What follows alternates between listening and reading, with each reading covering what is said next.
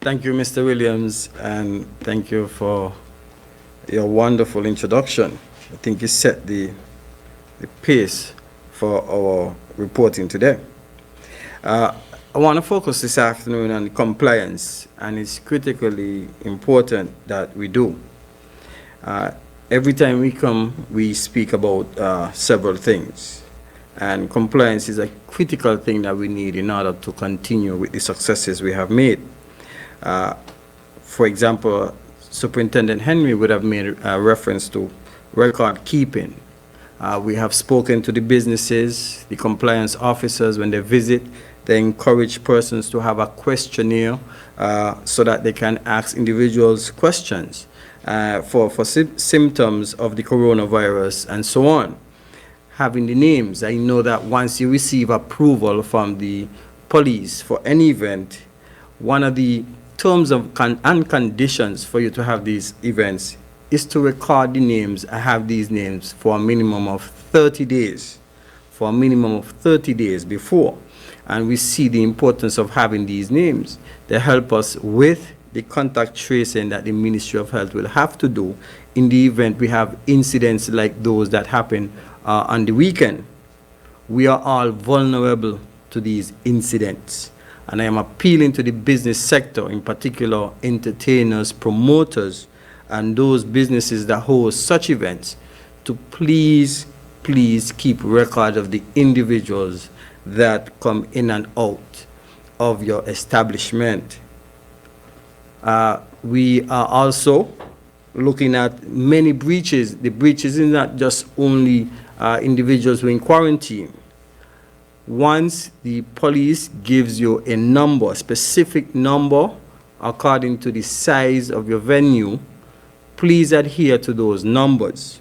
One of the things that we are seeing based on the reports from the compliance officers and the police officers is that persons will begin to log the names, institutions, will begin to log the names, and when they reach certain amount, they stop logging names. So by the time an inspection is being done by our security forces, they will see that maybe they might have the job short of the number.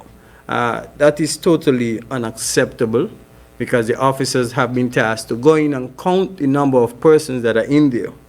And what they normally do, they will ask you to lower the numbers. If they ask you so once, they ask you so twice, the third time, then they are going to shut down the event. That's the reality. We have to protect, in the interest of public and public safety, we have to protect the general public from such situations. So I am appealing to everyone who are hosting events. Once you get a number, please stick to your numbers. If you see anything out of the ordinary, please question it.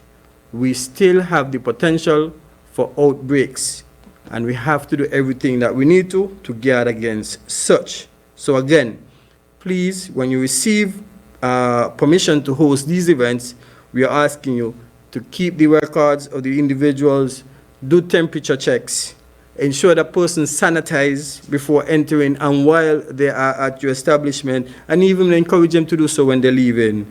And if necessary, have a questionnaire so that they can be filtered if necessary. While we're on compliance, we're going to also appeal to persons in the using public transportation, buses, and also the water taxis and the ferries. One of the major complaints we are getting from the security officers and other individuals providing the services is the non-compliance of our citizens and residents using these services of not wearing the mask. Let me just inform you that we are in the process of printing the tickets, and soon and very soon we will have individuals out there doing their job if they need to issue these tickets. We are appealing again to bars and restaurants in particular to ensure that they carry some of this, do some of this recording. What do you say? Well, Mr. Samuel, what do we need to record? Well, record the date, the name, the address, and a contact for individuals accessing your property. Along the lines of compliance, it has been approximately 5 months since our borders have opened. We opened our borders on the 31st of October, and we have seen with that the tourism sector has also opened up. The COVID-19 task force will be conducting an audit exercise of the tourism industry in particular, but with a focus on the facilities that are providing vacation-in-place services as well as quarantine services.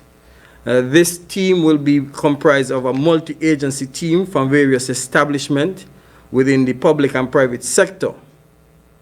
And the main focus will be on auditing the hotel. We want to see what has been happening in this first phase of operations, and then from there on, we are going to make some recommendations to the federal cabinet to amend some of the policies governing these institutions. We want to welcome MSR Media, and we are welcoming their partnership where the filming of a movie 1 year off that is being carried out in Nevis will now be extended to St. Kitts. MSR Media will begin filming part of the movie in St. Kitts from the 21st of March, and for that we are very happy. I want to end by making a public appeal. You heard everyone talk about the vaccination and what we need to do. And we are going to continue every week. We're going to continue every day until we reach that threshold. I am asking the community-based volunteer groups to go to every single household in your community and engage and ensure that persons that need to vaccinate do go and get themselves vaccinated. It's a bigger cause than Mr. Abdias Samuel or any members of the task force, any government ministry. It's a cause for the Federation of St. Kitts and Nevis, and we need to reach this threshold so that we can return to a sense of normalcy. Again, it's really the best shot that we got to get back there. So again, let's stop the hesitation. Let's stop the negativity, and let's vaccinate. Thank you, Mr. Williams.